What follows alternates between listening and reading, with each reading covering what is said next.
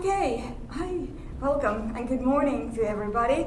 I thought I'm going to kind of like walk you through. I don't, because this is not an online course.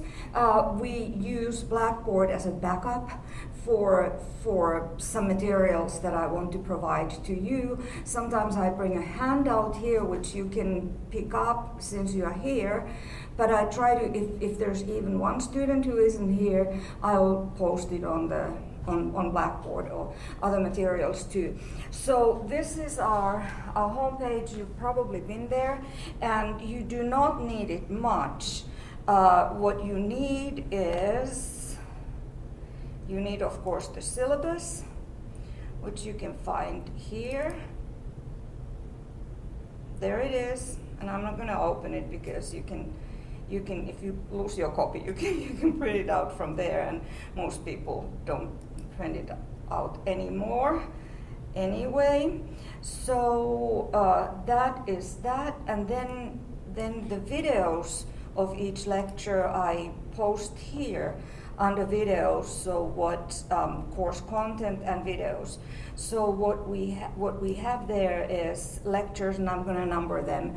Not according to the day, but lecture 1, lecture 2, and of course the date shows there, and I try to post them by the end of the day, but there's a little bit of like, technical, very slow conversions that have to be done and steps before I can post it, so it's not like immediate, but you should, the following day of the lecture, it should be there.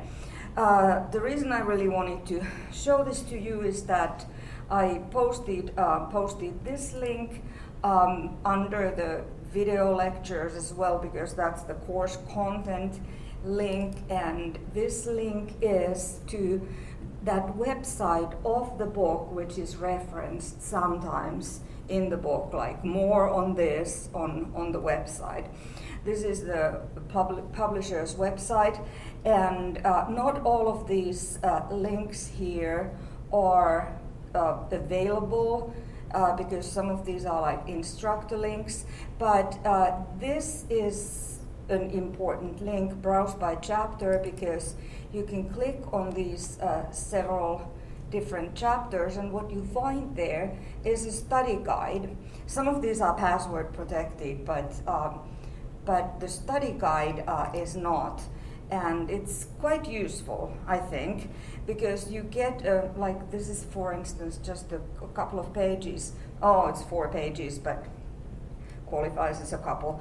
So you get this is specifically for students. You get a short summary of the chapter. This is of chapter 1, and then review, compare and contrast the following pairs of terms, and we've talked about many of these, and we'll continue to talk about more of them.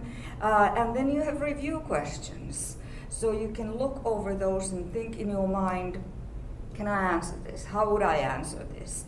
Sometimes they're like discussion questions, but like for instance, what is the observer's paradox? That is something that as students of sociolinguistics you should know. What is the observer's paradox? The sociolinguistic research is based on the idea that we can observe how language is used. But how do we observe so that the people don't change their way of speaking when we observe them? And how do we do? Of course, we could hide behind the curtain and listen to people without telling them that we are behind the curtain.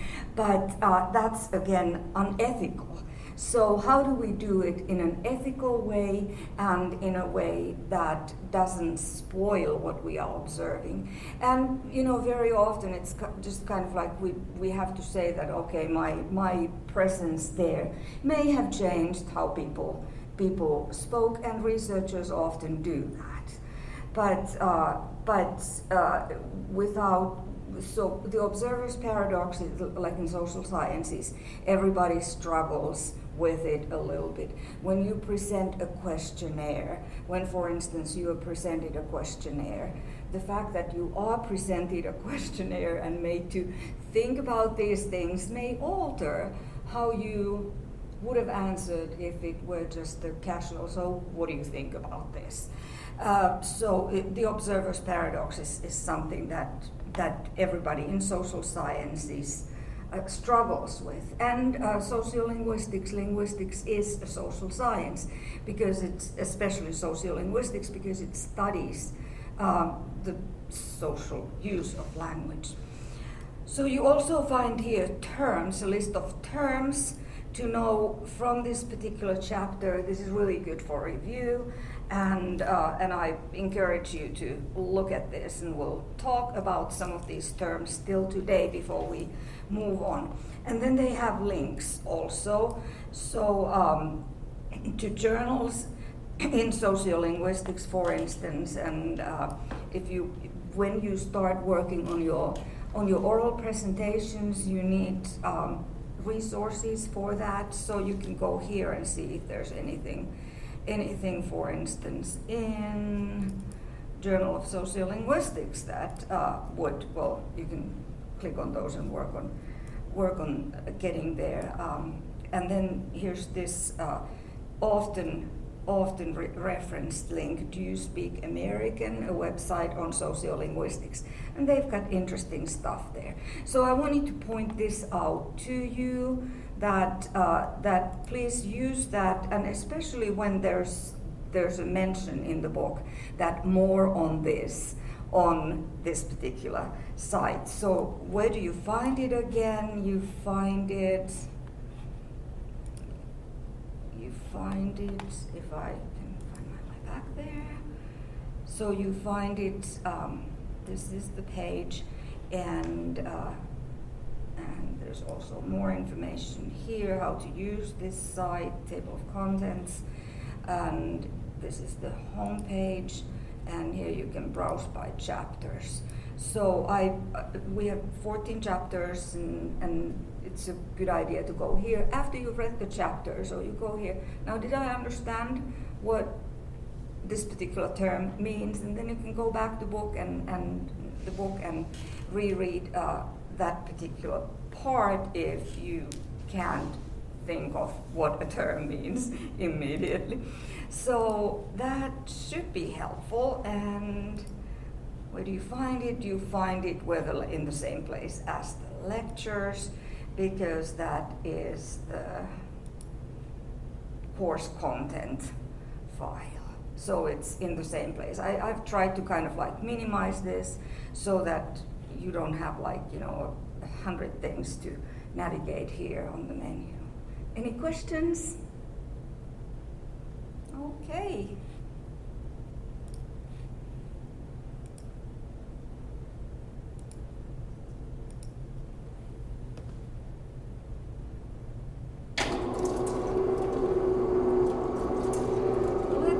Continue from where we left last time.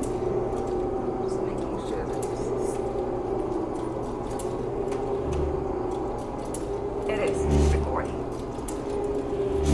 All right, so I gave these 4 options of the influences between language and society to you when we departed, and asked you to kind of think about it. So these are 4 logical options of how the influence can be. So the first option is that society's social structure influences language. The second is the other way around. Language may influence social structure. Or the influence goes both ways. Language influences social structure, and social structure influences language. So it's kind of like a give and take kind of a thing, interactive thing. And the fourth option is that language and social structure, they're completely separate from each other. There are no correlations, there are no relationships there.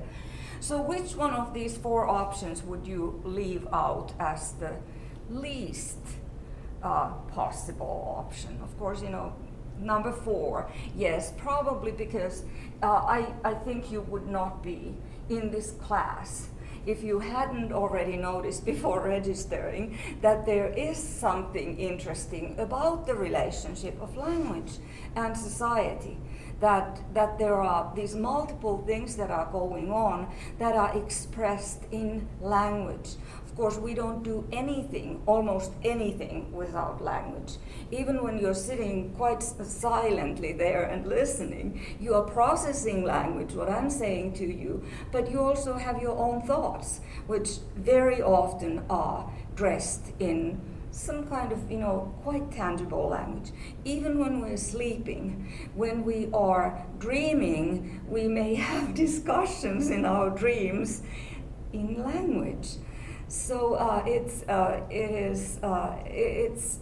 present from the moment we wake up to the moment we wake up the next morning, unless we are so tired that we don't even have a dream, or we have just a silent dream, like a silent movie. But still there are thoughts going on, even in our dreams when we are not speaking, when someone is not speaking to us in our dreams. And of course then we wake up and the first thing you do is you say something to the people you live with, or the cat or the dog you live with. And language is thus an integral part of what we do. So you have been aware of this relationship. So we can probably put number 4 in parentheses. And I asked you to think about examples of language that would show that, for instance, number 1 would be the only explanation that that social structure influences language. It is not the only explanation, but can you think of instances where social structure influences, like words, for instance?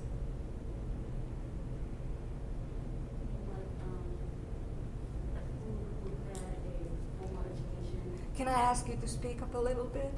You mean like people who have formal education, they use more sophisticated language than others? Yes. So the educational structure, which is part of the social structure, it influences how we are expecting people to speak, right?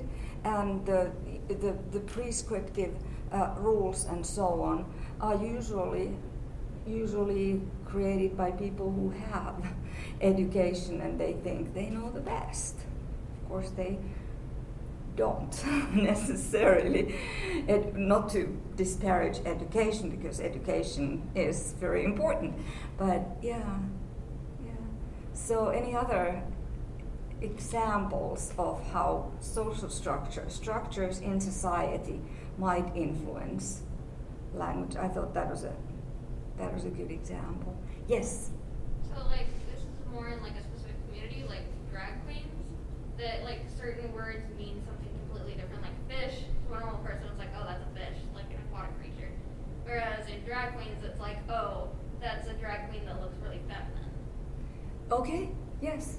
Very good. That's cool. Anything else? Let's then move on to the next one. That language might affect society.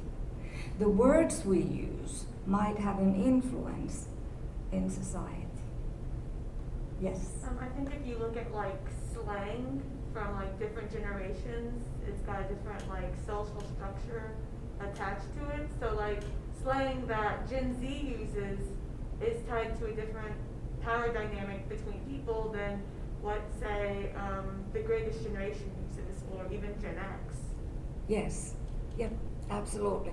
So time changes the way we talk, and then language affects changes, may lead to changes in society. Yeah, so like we were talking about in the last class, like using Miss versus Mrs. is a difference in language shift that affects how people view women. Exactly. So when somebody makes a change in the language,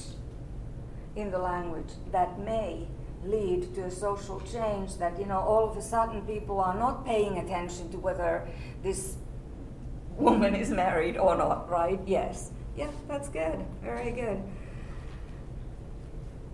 Okay, so what about number 3?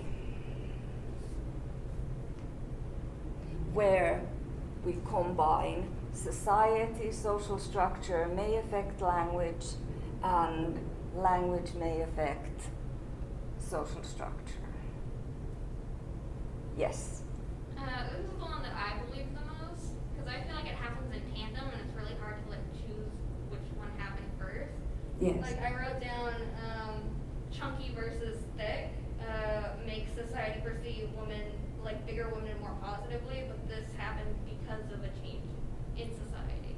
Does that make sense? Yes. So is that a societal change that has affected language?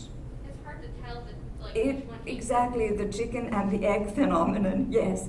So frankly, I believe, and most linguists believe, that this is the way to go, this is the way to understand it, but of course, we need to kind of tease this whole thing apart by thinking about the instances where social structure, society has affected a change in language, or language has affected the change on society.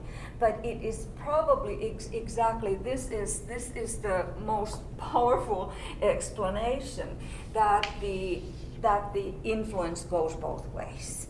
That society develops into a particular point which is different from 100 years ago, for instance.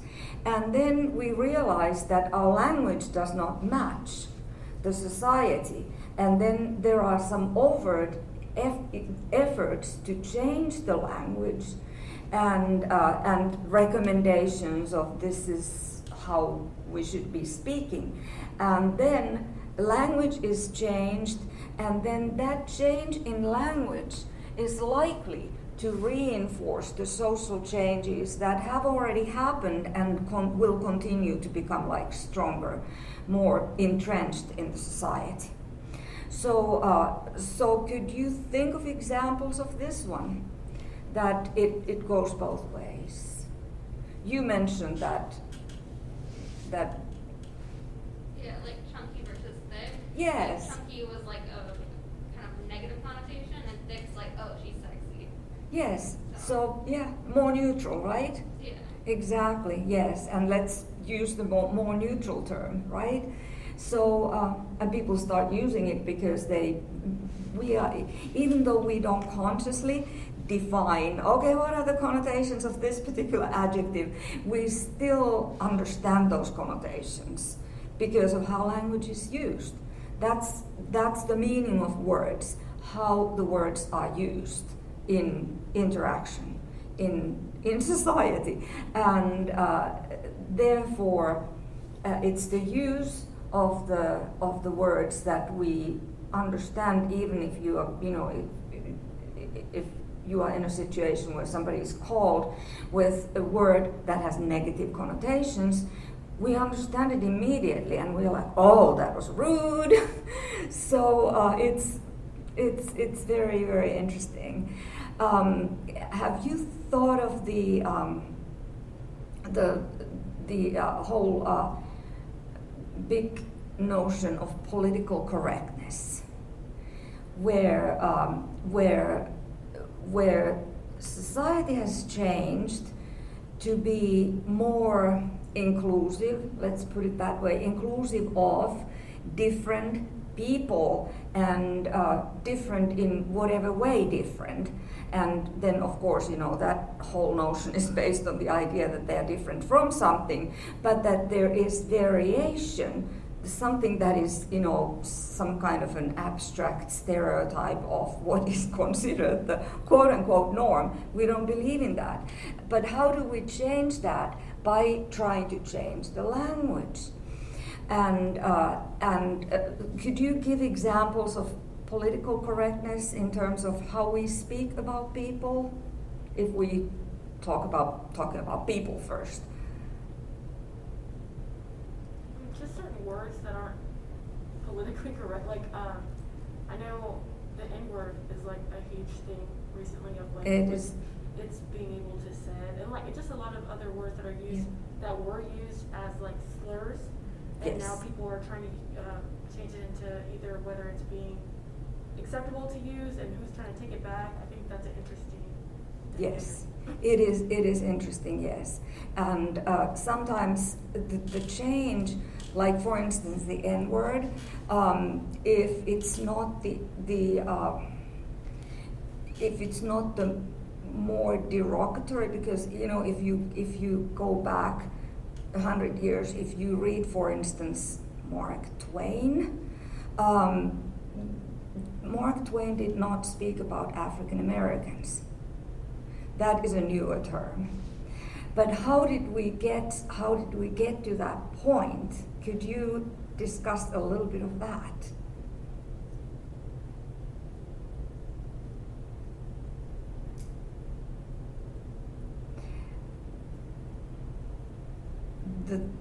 The term Negro was a neutral term, and it comes from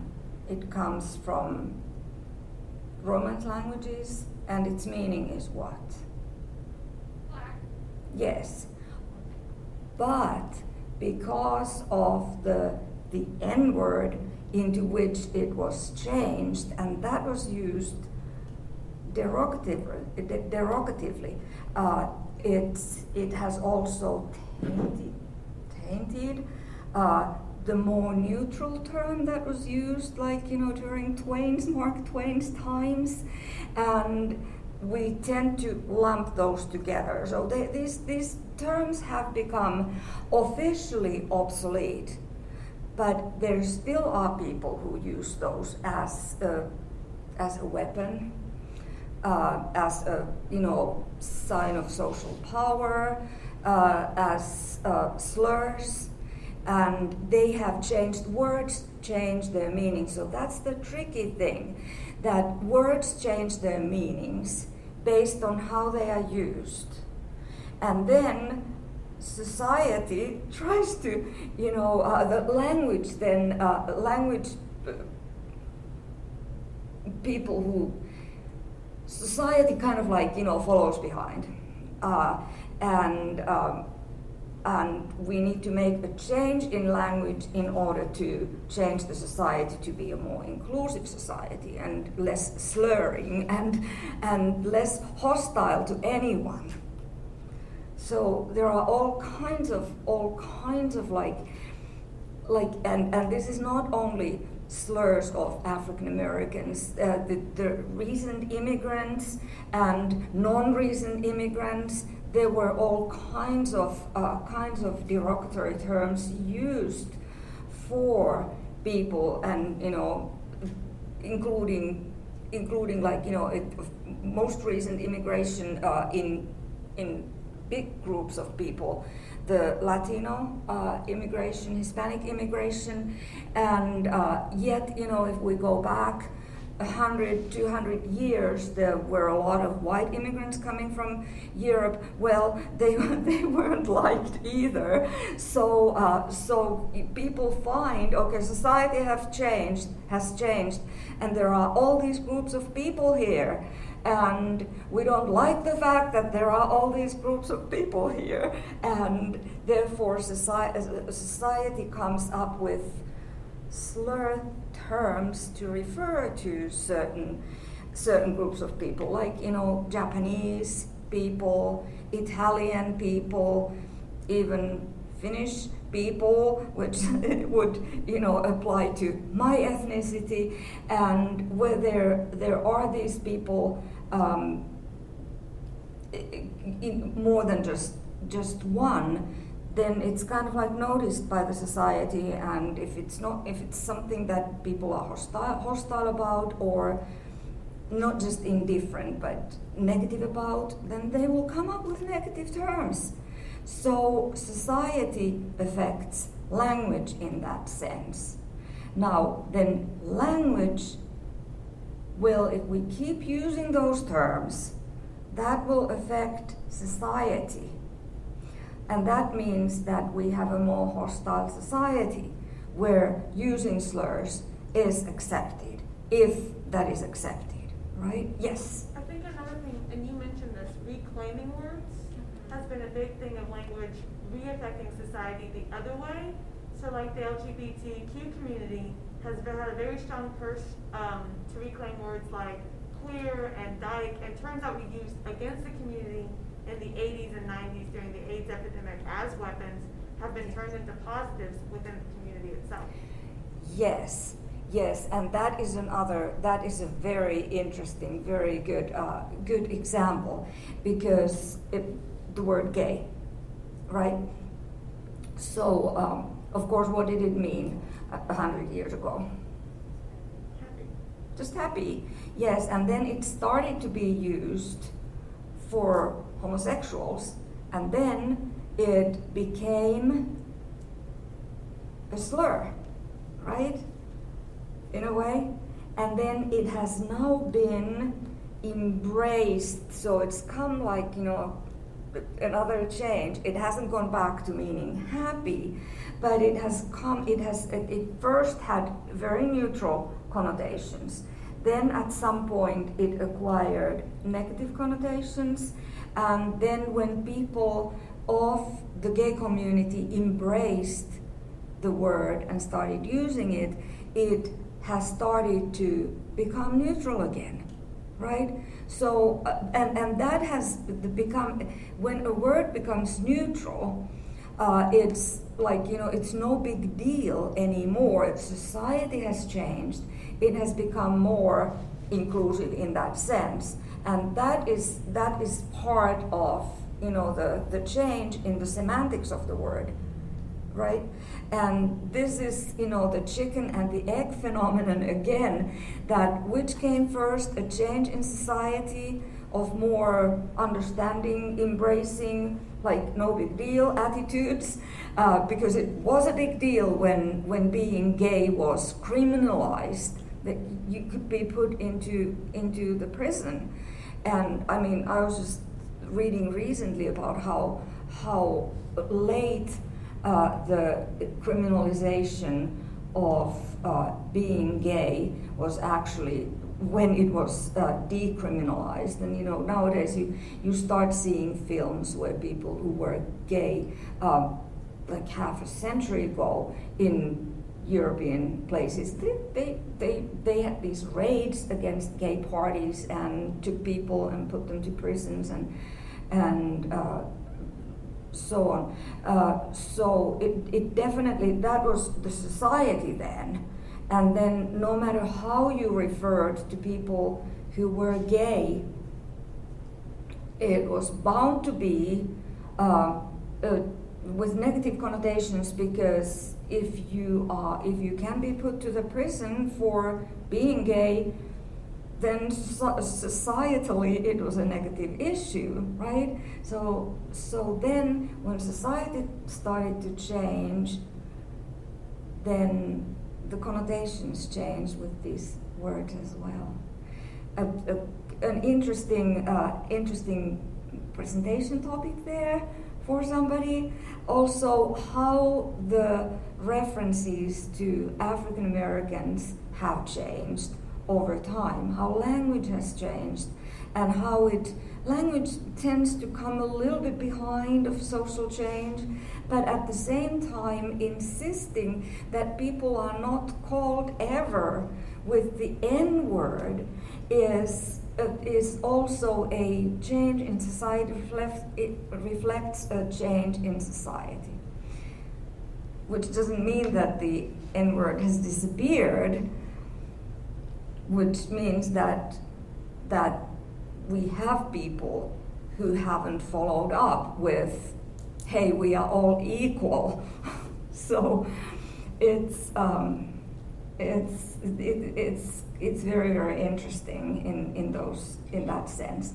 But the point here is that there are societal attempts to change language first and then change society. Let's talk a little bit about how we are expected to refer to people with disabilities.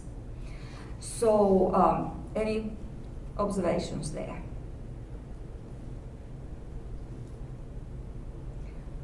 Yes. At this point, it honestly depends on the person in question, because some disabled people don't mind being called disabled as long as you don't use the previous derogatory terms. Yeah. And some people are like, I'm not disabled, I just have disabilities. And Yes. so they don't like being called disabled. So you are making a really important point that by wording things differently, you are expressing a different kind of a social structure, a different kind of an attitude and approach to a disability. So yes, you've heard of the people first language, that you're supposed to say people with a disability as opposed to disabled people. Right, with post-modification, people with disabilities. Because the theory behind that is that people first, and then just as an adjectival prepositional phrase after that, what kind of people? Like people with red hair, people with disabilities. So people comes first.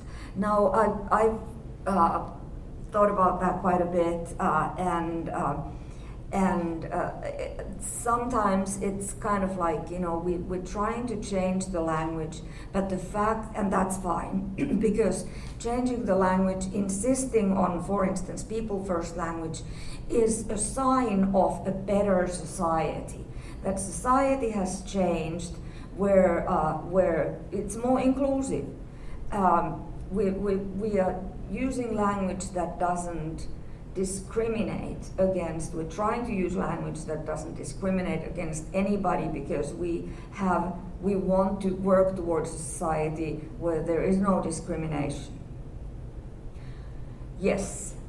I feel like, especially with people with disabilities, the language will never be neutral unless the stigma goes away. Because it was retarded and that was fine then, but then it's just like a continuous cycle of every word becomes negative. That introduces a very important concept, which is euphemisms. And the proliferation of euphemisms.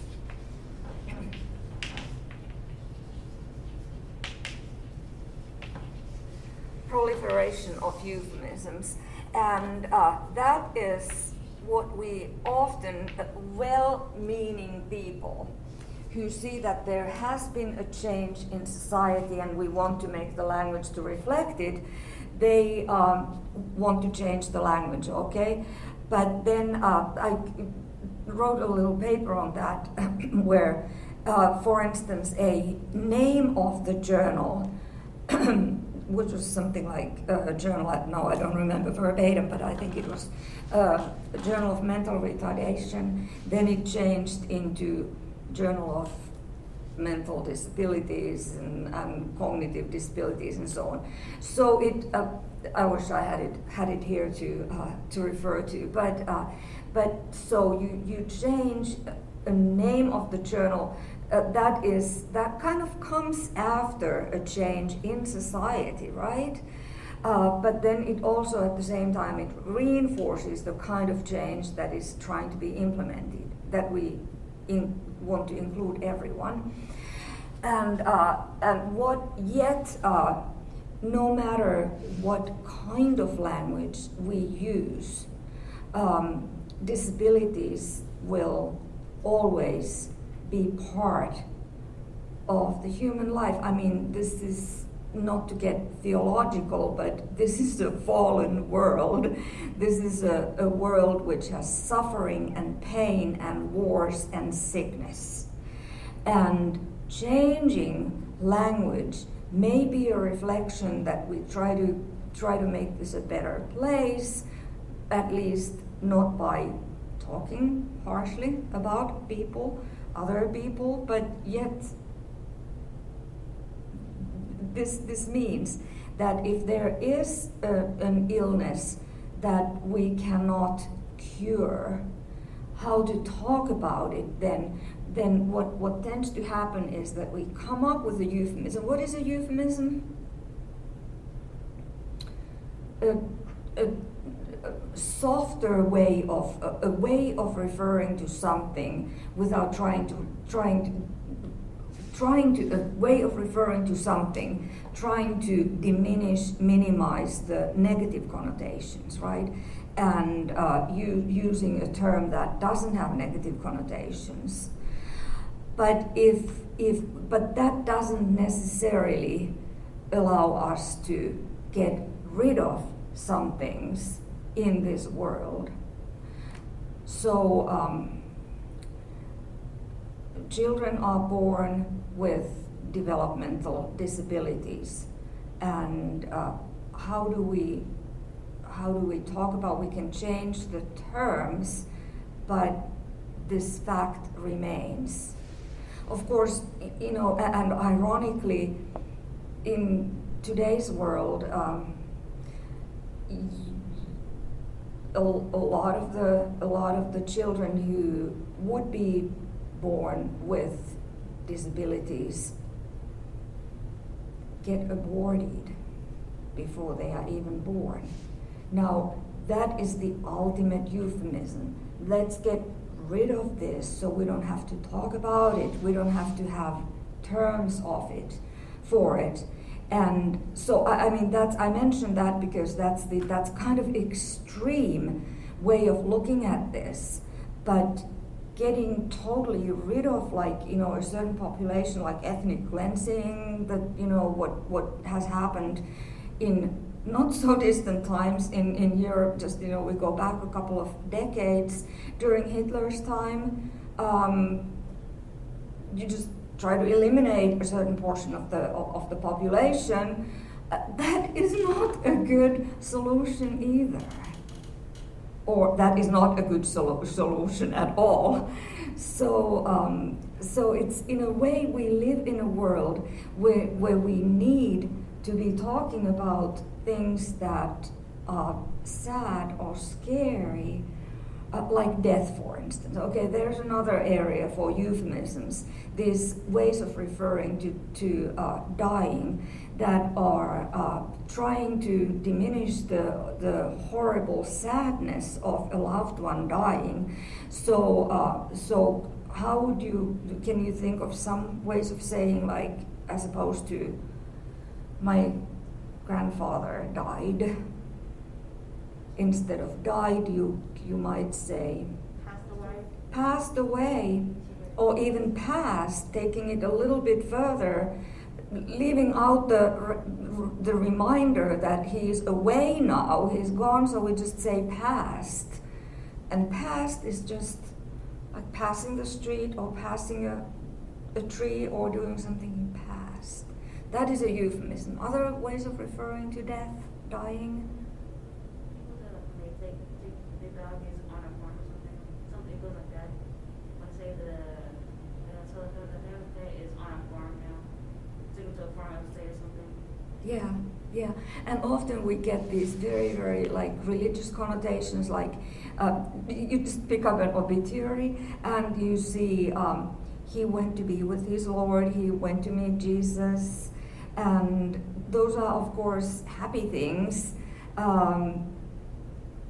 but they're euphemisms. Because, you know, if you if you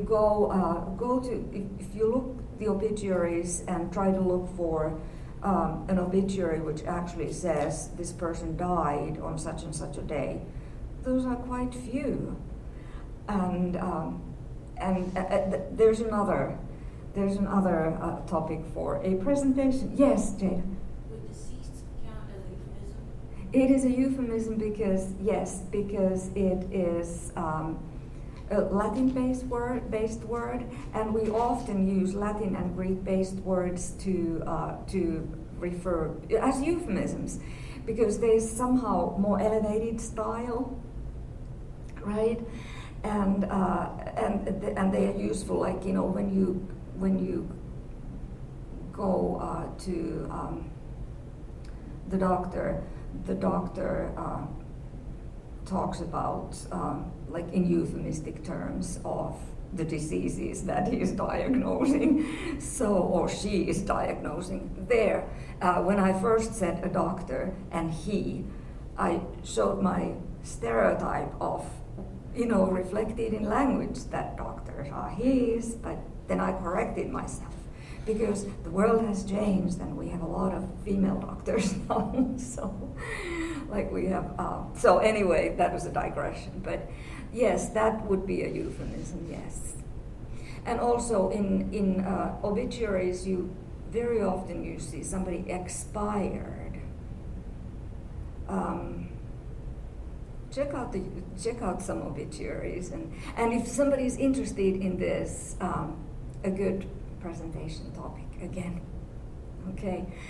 So the proliferation of euphemisms is the result of the fact that no matter how we change the labels, we cannot get rid of a particular thing that we're trying not to emphasize.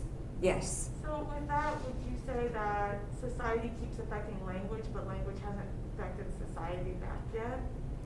Yeah, it tends to go back and forth, doesn't it? Yes, that there is a change that, no, we shouldn't be talking harshly about disabled people and using the pre-modifying adjectival disabled people. Society has changed, and we now notice that our language reflects something that reflects a wrong attitude. So let's change the language to reflect what society is, how society has changed, and then that change may reinforce that societal change further. Yes? Well, I was wondering, since the people with disabilities have continuously had to change their labels, even still, to the point where their names of the diagnosis are slurs. Like, people use autistic as a slur when that's just a diagnosis. Would that say that society hasn't changed fully with the language yet? Society hasn't changed even though the language has? Yes. Yes, right, yes. It's much more difficult to change society than to change language. So very often the change of the language that is kind of like required and expected, encouraged, and sometimes even almost mandated, then that may be just a band-aid to try to fix something that is much more deeper in our society, that we would work much harder than just changing the labels and terms of how to refer to certain things. Yeah. So it's tricky. It's very tricky. But the whole point of this discussion is that this is it explains most of it. Now this brings me to let's go back to this possibility that language affects society. You read in the book about the Whorf hypothesis.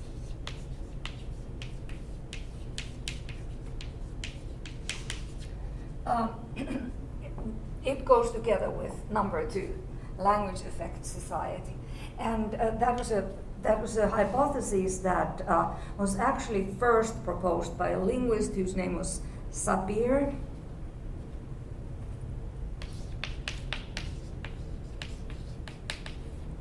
And then his student, Benjamin Whorf, who studied under Sapir, took that hypothesis further and he studied Native American languages, and he noticed that, whoa, these languages are expressing things very differently from how Western European languages like English, German, French, and so on, tend to express things.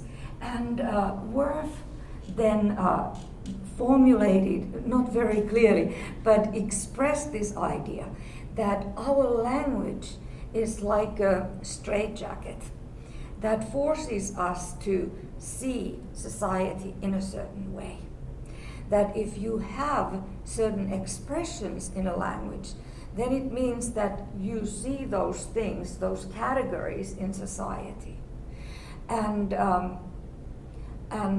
he felt very strongly about this because he studied those Native American languages which made different kinds of categorizations, which somehow then allowed the people to see those things in society.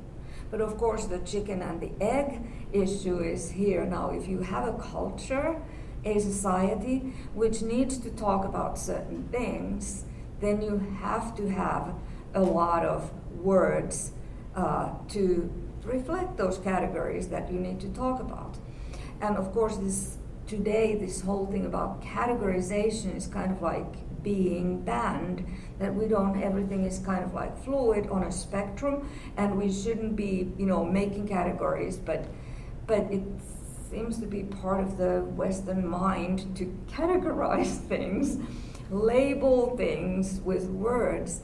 But Whorf was of the opinion that it is language that affects how we see the world, that we're some kind of prisoners of our own language. That if you have certain ways of expressing things, then you can see those things more. You're more likely to see those things and understand those concepts and so on. So let's talk about it a little bit. Now Benjamin Whorf got a lot of criticism from linguists later because we have moved to kind of understanding that it's a two-way street. But Whorf was a big proponent of this, and because he proposed this notion of language affecting society, he forced sociolinguists to think about these things and kind of, develop these things further, and then come to the conclusion that it's a two-way street, most likely. But let's talk about some examples of our language, English, that we have some categories, like, for instance, he and she. Okay. So every time you talk about a third person singular, you have to focus on whether this person is a man or a woman and use the he and she, he or she pronoun. Do you think it makes us more cognizant about the fact that people are categorized into these two groups? Well, I think more recently that's not even true. I mean, I have a roommate who uses she, they pronouns. So yes. We use both for them. Yeah. Whereas there are people who use just they, them pronouns, and so you don't use their assigned gender. And this is a relatively recent phenomenon. Yeah. That what has happened is a societal change, that somebody pointed out, or many people pointed out, that gender is a continuum, that it's not necessarily only, and that's why we have a lot of people under their emails, they say pronouns are these and these and these, and that's a relatively new development. But language is trying to catch up with this change, this societal change, and of course, today you can change your gender, your pronouns change at the same time if you want to, right? So people decide over how they want to be portrayed. But notice that this is another label. If someone says, I'm going to be called they, right? This is like labeling this and categorizing, more categorizing in a way. I'm not criticizing this, but you see how language is trying to keep up. And of course, we would want to have a world where we would not need to categorize ourselves into any groups would be lovely, but we're not even, it seems that we're not even moving away from that, and new categories are being developed, right? And then they need labels. I'll just give you an example. That we may think that the pronoun system is enforcing the binary distinction. Yes, it is, because it's a binary pronoun system, and hence we have these other notions. And English is a very bad language in the sense that English forces us to choose between he and she, or then give another label if someone falls in between, right?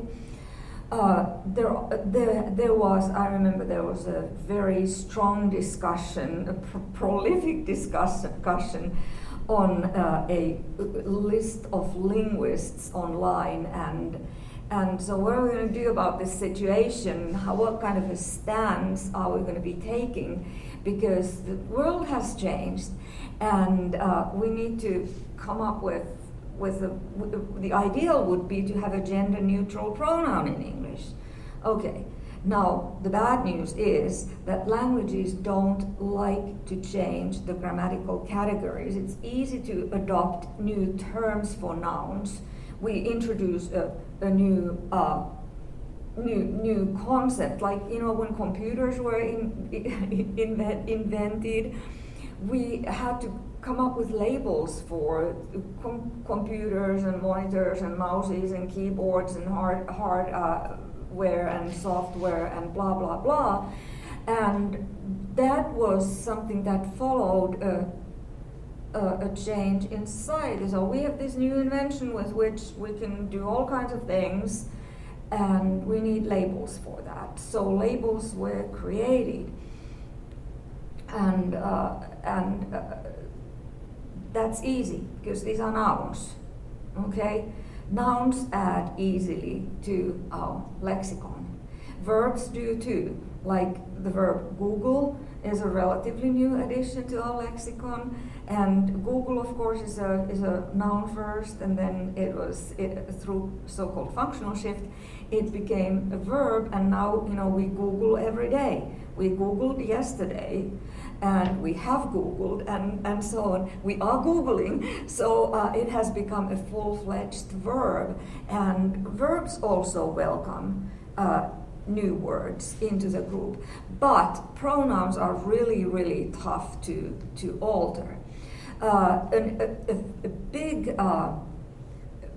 big exception to the English pronouns, which go way back to the beginnings of English and beyond, was the fact that we have the pronoun they, their, and them. And these are borrowings from Scandinavian.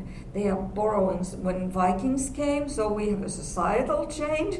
Vikings came, they brought their language into England, and they used they, their, and them pronouns, and then an indication of the very close intermingling relationships between Anglo-Saxons in England and the Vikings, the Scandinavians, is the fact that English took they, their, and them from Scandinavian, even though languages typically resist of borrowing pronouns because they're grammatical. They belong to the grammatical category, not to the open class categories like verbs and nouns and adjectives and adverbs, which are more easily borrowed, introduced into the language. So that did happen. We took they, their, and them. But can we not? But that was to refer to third person plural. So there was this huge discussion on the linguist list about, hey, let's try to introduce a pronoun that would be gender neutral, that wouldn't make people to categorize everybody into these two categories, he and she. And people suggested this and they suggested that, Of course, the problem with they is the same as the problem with you, the pronoun you, which has changed over the history of the language, because you can refer to you, Elena, or you all. So again, that can create confusion. Is she talking to me only, or is she talking to the entire class, you versus y'all?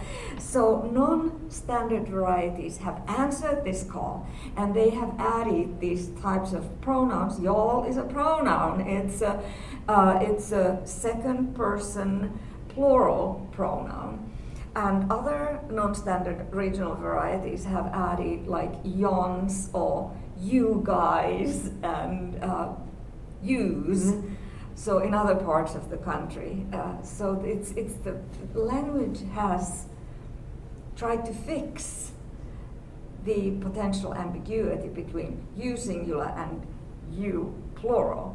So there have been these attempts, and so these linguists are proposing everything to come up with a gender-neutral pronoun, and they're like, nah, there's a problem with that. And then somebody comes up with this, okay, there is this language which is not an Indo-European language like English or French or Russian or German, which actually has a gender-neutral pronoun, and that is Finnish. It just happens to be my native language, so, but it was proposed. So in my language, the pronoun han is a third person singular pronoun, and it is totally gender neutral.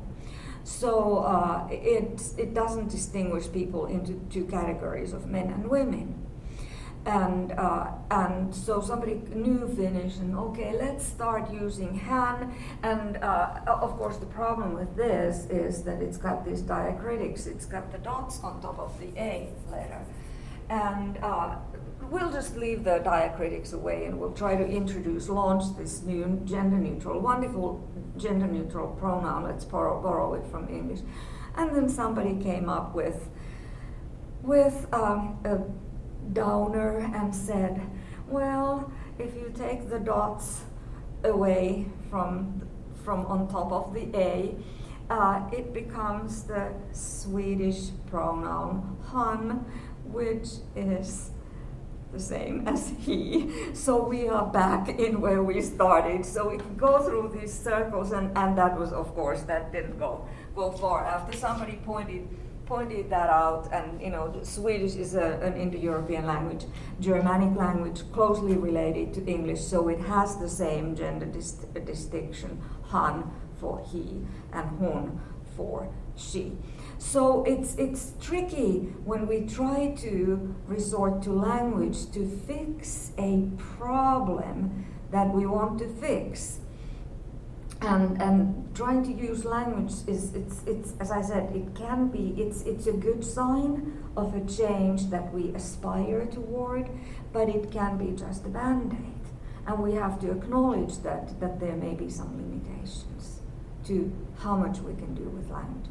But back to Whorf, he was studying these Native American languages, and he's like noticing that, wow, these people are doing this, have this different language, and that's why they are able to see the world in a different way.